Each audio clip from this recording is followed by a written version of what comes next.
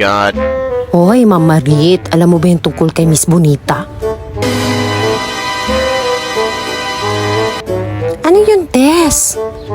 Sabi ng mga bata, pangit daw siya, yung kilay niya sobrang kapal, yung pimples niya ang dami, yung lipstick niya, ay naku, sobrang kapal.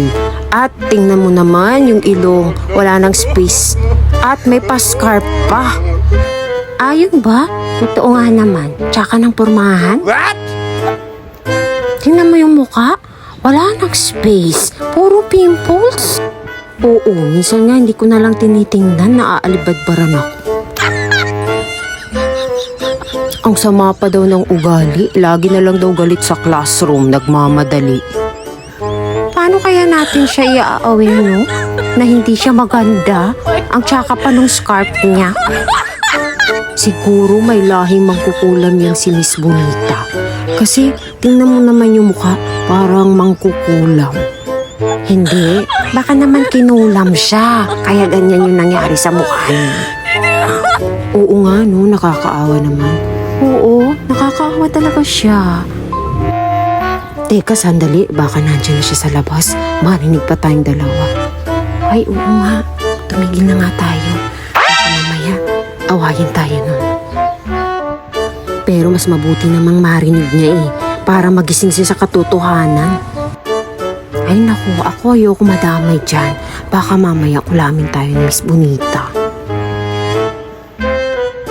Oo nga, baka maging kamukha pa natin siya. Ew.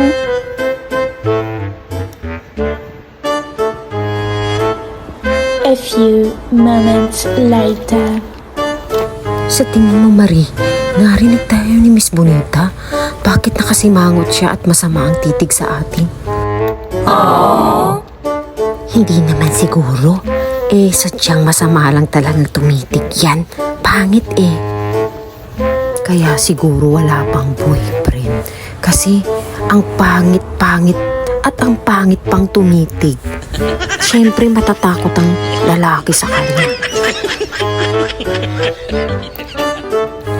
Nako, buti pa ako. May boyfriend ako. Ang sweet-sweet pa. Ikaw, meron ka na bang boyfriend, Marie? Oo naman.